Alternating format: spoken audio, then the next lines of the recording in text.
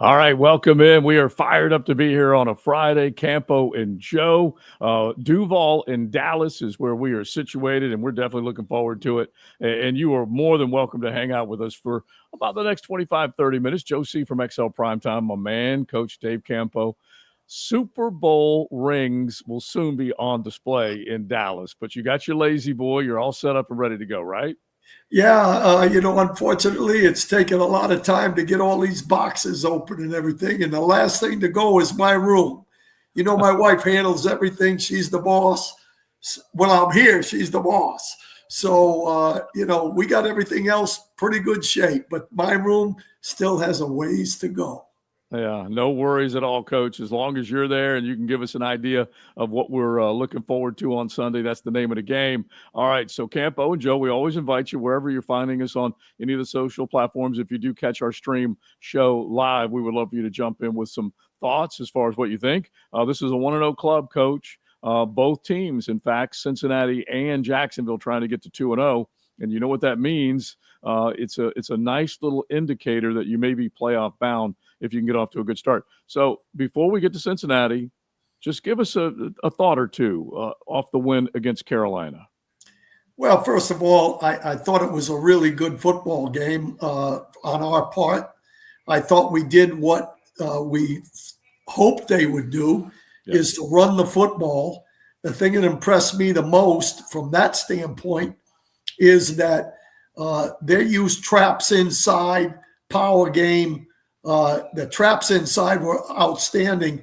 And let me tell you something, when you run that trap where you block the center back, block the guard back on the nose, and pull the other guard and kick out that three-technique tackle, the best runner we have in that is ETN, because he hits that hole straight.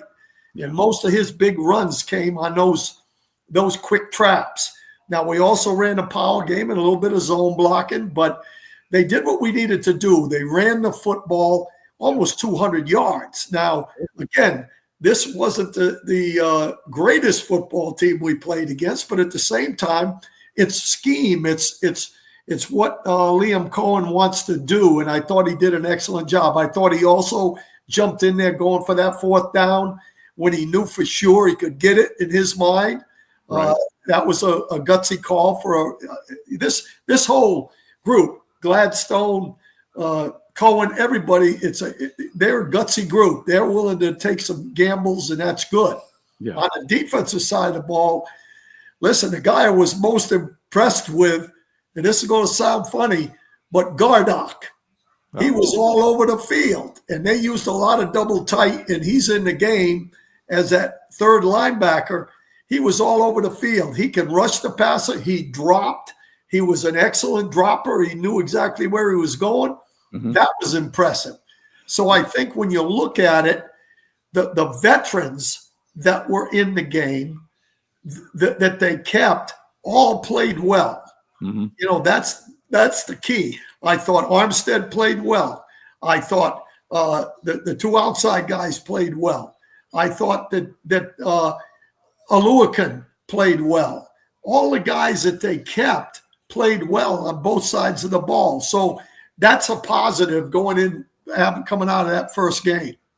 Yeah, we couldn't wait to see what the run game was going to look like, Coach, what the gap blocking was going to look like. I pointed out on XL Primetime earlier this week, kind of like what you just said, the Carolina Panthers, not the best bunch defensively. This is now the 7th straight game that Carolina has given up over 200 yards rushing, and it's the first 200-yard rushing game for Jacksonville since 2022. So it doesn't happen very often. Now we need to see if it can carry over. But just to stay on the Carolina game a little bit more, Coach, I agree with you. They want to be aggressive. They're going to be bold. They might get black-eyed while they do it. It was a huge Stones decision by Liam to go for it on fourth down on your side of the field. I think it was the 37, 38-yard line. He would have been ripped if they didn't get it, but that's what they're trying to do. They're creating that mindset that whatever we set our minds to, we can do.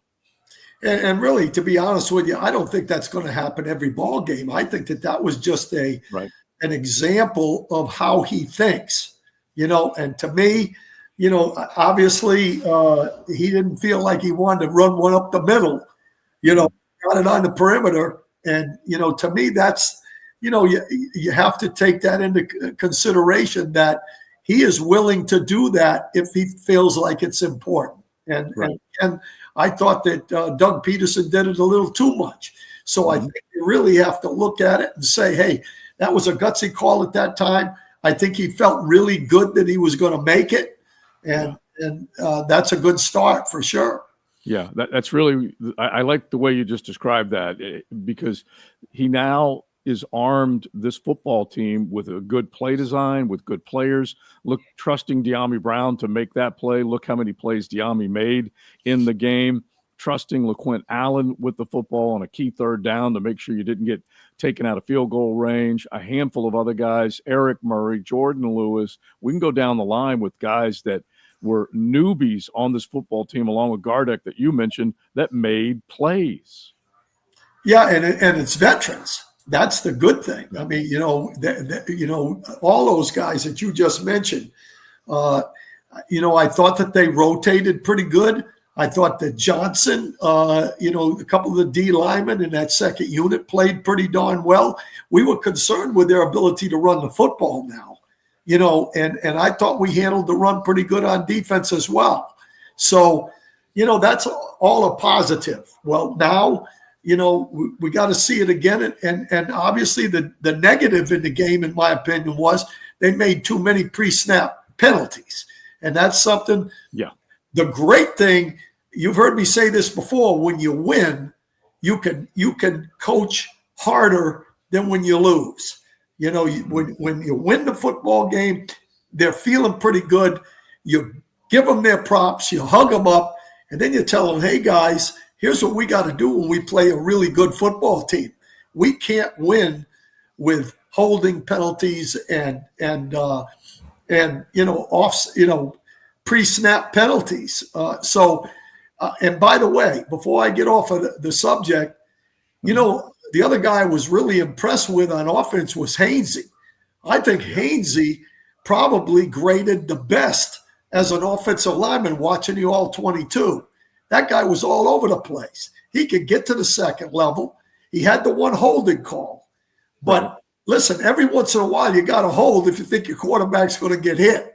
True. So, there's times that's going to happen. The pre-snap penalties are the ones you got to be careful of. Yeah, and I don't have the stat in front of me right now, but I do believe that they had the lowest pressure rate and graded out as the highest offensive unit, according to PFF, which was a positive. It goes right to what you just said. Anton Harrison went down, came back, but by and large, obviously they ran the football well. Trevor with the one pick, but that was a beautiful play design. And I wanted just a little more air in it, Coach, but that was a great defensive play from J.C. Horn. No question about that. Listen, those Colorado guys that played for Dion, you got to watch them on our team and on all the other teams. No, that was a great play. That was an inch from being our man, Travis Hunter in the end zone on a big one. So that's a positive as well, even though it didn't work out that way. It wasn't like he made a bad read and made a bad throw.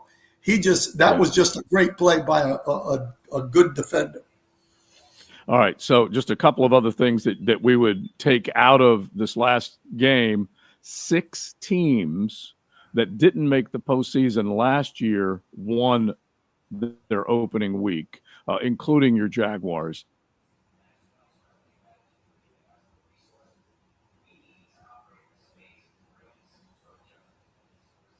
There's a chance now that they went up against. They only had and went. You're breaking up, Joe. I'm having a hard time. I didn't hear almost any of that. 3 and out on 5. Breaking up. All right, go for it, Coach. I can't. Coach, I can't. I didn't get that last one. You're breaking up on me. Yeah, just the fact that 4 of 5 second half possessions, they were terrible, and Cleveland had their number. Joe Burrow and Jamar Chase are going to come out bent this week to make sure they get in the end zone. Well, they're home, for the first time, so that's going to be a factor. I think the crowd gets into it pretty good in Cincinnati. The thing that concerned me more in that game, getting ready for it for us, was the fact that their defense played so well. I think you know that Joe Burrow and those receivers are gonna get something going. I don't think their offensive line is very good. I don't think it's. They tried to fix it. They lost their one offensive guard. Is not going to be there for this ball game, I'm pretty sure. But that they're going to make some plays. The key thing is their defense turned the ball over a couple times, like ours did, and that's a big factor in the football game. And this Slayton guy, and they got he's one of the best run defenders in the National Football League, in my opinion. So we're going to have to run the football, and it's going to be more difficult. Also, the Knight kid that they brought in, a rookie, had a great ball game. He had like 10 tackles on the perimeter. And so they're formidable on both sides of the ball. I don't think that they had a great game offensively, but, they're capable of putting points on the board. You know that. Yeah. And so Joe Burrow, I threw the stats out from last year, Coach, that he had at home. And you want to talk about a guy that's good with fans rooting for him. He had over 2,300 yards. His passer rating was over 116. He threw for a bunch of touchdowns. Bottom line is it's not easy to beat Burrow and the Bengals in Cincinnati. So the pass rushers have got to be on point. I love what Anthony Campanile did in terms of design blitzes to get to Bryce Young. Can they do the same thing against Burrow? Yeah, I think they can. I think that they can rush him. Like I said, I think their offensive line is vulnerable. I thought the only thing I didn't like about the Campanile attack was the one time that he was able to scramble out the quarterback. We ran a lot of TE stunts and moved the line, which I really like. The ET stunt where the tackle has to rock around and contain. I'm not sure that Hamilton's the guy to do that. He didn't quite get out there, and the quarterback got on the perimeter. But as far as the blitz game, as far as what they did in the secondary, I thought that they disguised really well. They disguised out of a 2-deep shell and ended up in 3 deep and some man stuff. I thought that was all a positive. They're going to have to stop the run like every game. And it's more difficult when you got those 2 receivers out there. So it's going to be interesting to see. You can take the receivers out, but you'll got to be able to stop the run with a 7-man front instead of an 8-man, or a 9-man. Right, because there were times, and I know you saw this defensively, Coach, where they were committing Dewey, walking him up to the line of scrimmage a little bit more, adding extra guys. That's going to be a big chore this week.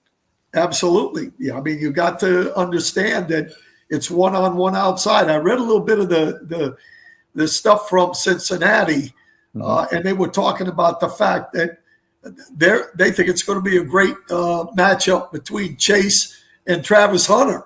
Yeah. So they think Travis Hunter is going to play more defense this week than he did last week. And that's something that's going to be interesting to see as well. How much would you, if you're on the defensive side, how much more would you ask from Travis Hunter this week?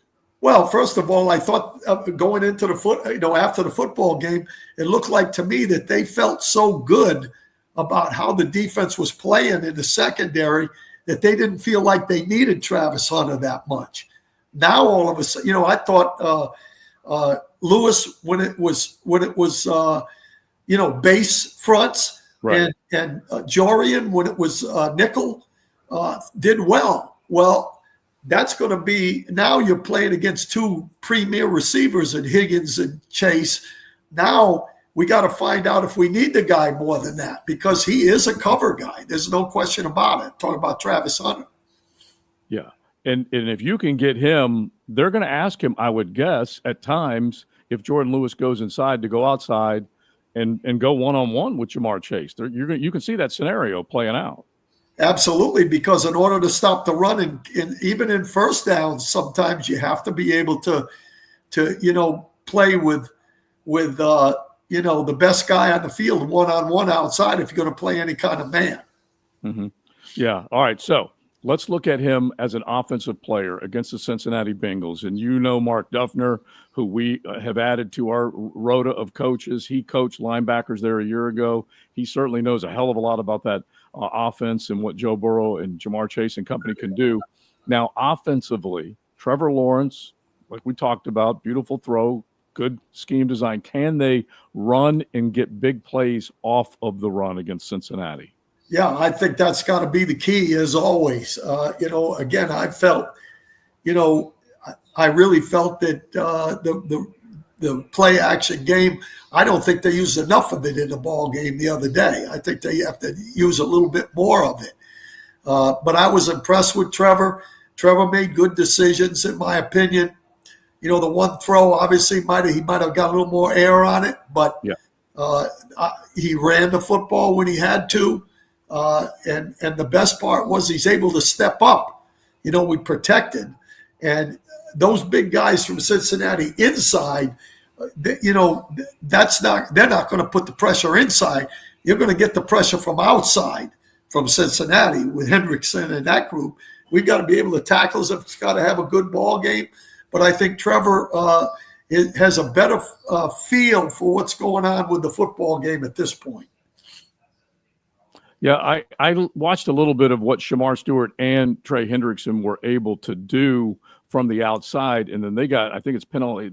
We're talking about a big man inside that definitely can control. That is going to challenge Robert Hainsey. It's going to challenge Ezra McCary on the other side. So that interior trio of players, if they can just hold their own and neutralize some of those guys, and then just create little angle pockets of open room for ETN to run through, that's all. They just need those quick hitters, right, coming out of the initial contact. Yeah, I think if they can run the quick traps and some of that kind of stuff, they might have to get to the perimeter a little bit more.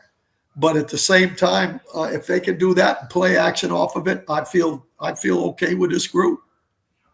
All right. So a week ago, the Jaguars held the Browns to about 2 yards per carry. Now, that was a couple of good runners, Enrico Dowdle and Chuba Hubbard.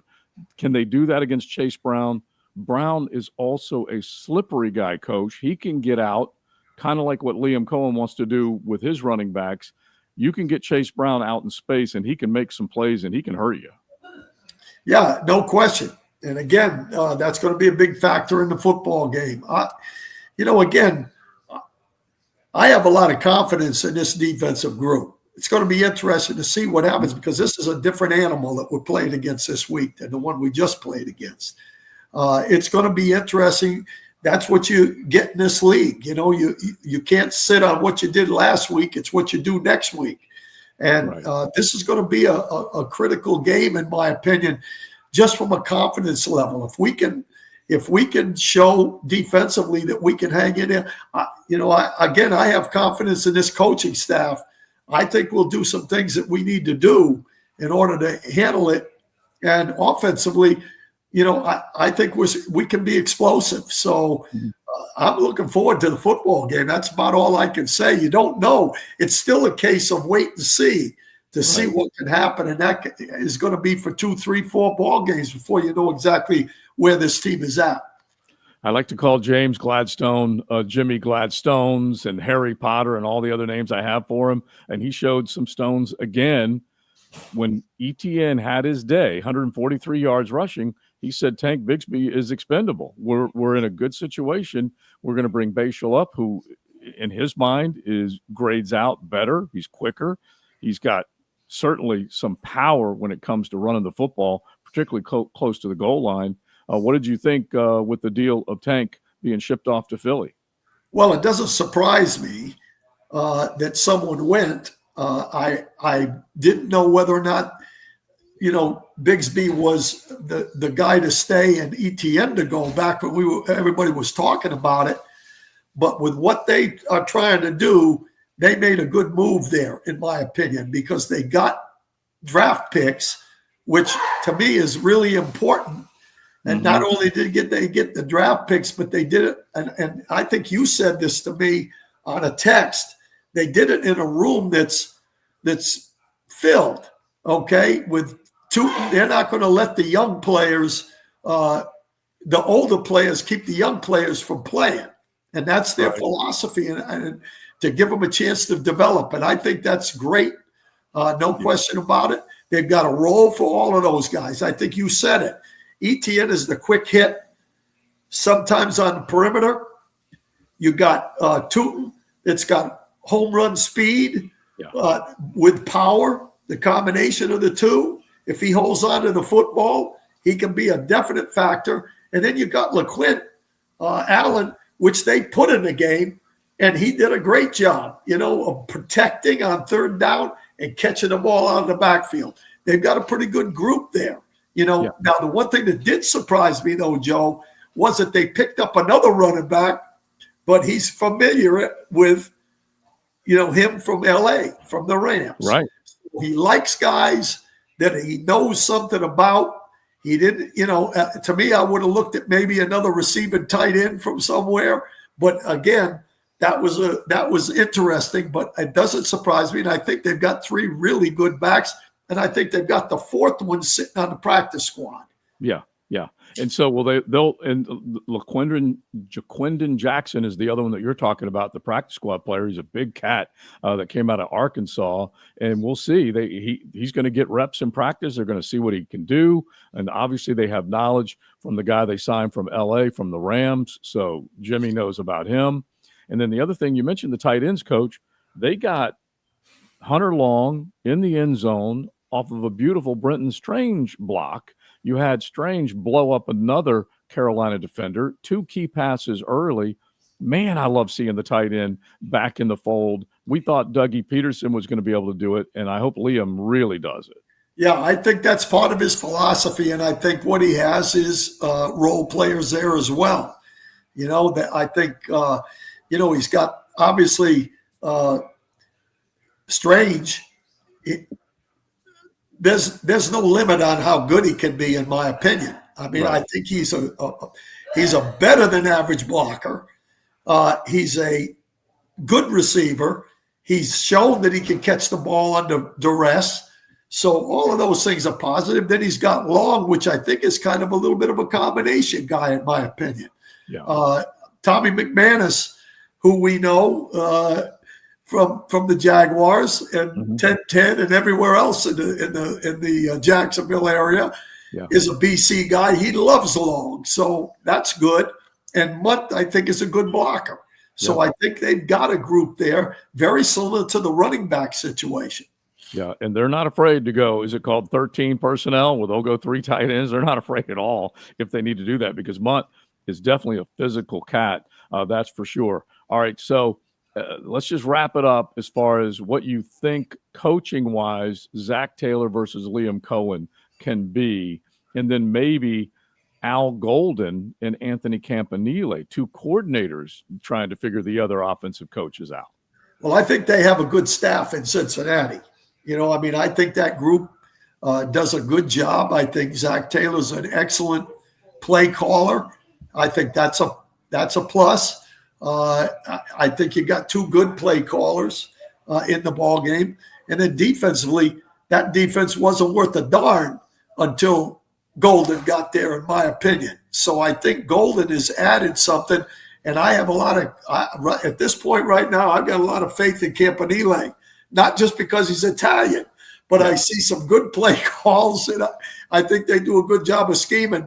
And I'll tell you, if you watch Green Bay defense last night, they do a lot of good things. And believe me, this guy is Green Bay. He's got that, that mindset and pedigree. So I think this is 2 good coaching staffs going against each other. And watching the line movement, some of the stuff Campanile did with the zone blitzes and some of that, this is going to be a good football game. I'm looking forward to this one.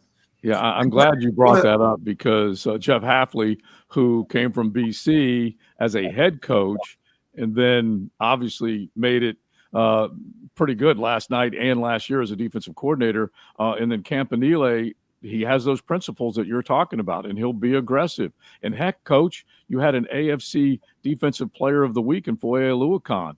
10 tackles, pass breakup, fumble recovery, all kinds of stuff. They were active, they hit, and you just hope that they can get to Joey Burrow when it's all said and done. Yeah, it all depends on what they do up front, Joe. If we control the line of scrimmage with the front guys, those linebackers will have another good ball game. That's what it comes down to. Yeah. Yeah. All right. Let's say hello to one of our dudes here that is sent in a comment. He said he misses Coach on the show. That's for sure. No doubt about that. But he loves a tight end that can help in the run blocking scheme. And that's just a big part of this, Coach. And thanks, dude, for little big man for chiming in, because that's the extra level or facet of who they bring to the table in terms of trying to open up holes for these guys to get off big runs. Well, here's what I'll say about that, okay? And we talked about the tight ends, but the game defenses are better right now if you just try to run the football out of 3 wide receivers and 1 back, okay? You saw Carolina was in 2 tight ends a lot. 2 tight end package is important in the league right now if you're going to run the football. You got to have guys in there that can control the end of the line of scrimmage so that guys can cut back, get outside. You got to have some blocking tight ends in the game. And you're going to see more of one of those tight ends in the backfield. You know, the fullback is kind of coming back into play. And you're using a tight end in those situations. I think it's because the defenses are getting better and better at stopping the run, and you got to have that more of that power game in your scheme. Yeah, they're so dang fast. But if you can seal an edge and you can get around there, we know how good ETN can be. All right, great stuff, Coach. Now, one of our listeners said they miss you on 1010XL. You're going to be on 1010XL in just a little while, so we will have XL Primetime. We'll crank it up in the noon hour with Coach. We normally would have him twice a week, but we're going to keep the Campo and Joe podcast. It'll normally be on Thursday, and we will say hello to you a little bit later on. And by the way, you're leading the picks again. Of course I am. Of course you are. You are the crown. Yeah, well, listen, right. I just turned my picks in for this week, so we'll see what happens. And listen, it's just like a football game. You never know in the NFL. You can go, you can do, be great one week and not so good the next. It's the same with the picks. You can go 5-1 one week and go 1-5 the next. So I'm looking forward to it. And Jaden Daniels, just to follow that, last year he was getting MVP love, and they made it to the championship game, and everyone was saying, you bet on him this year. He's just going to be a rocket ship. Well, guess what? 230-some yards of offense last night against that Green Bay D, and he does not look that hot right now. We're going to see where that goes. That's an interesting watch right now. Absolutely. Yeah. All right, Coach, good stuff. We will talk to you on XLP in the noon hour, my brother. Thanks to all y'all of Duval and beyond that were able to tune into Campo and Joe or pick it up whenever you are checking our social channels. Yoda, we call him. Jacob, good job as always, bro. We appreciate it. And we will see you guys on XLP.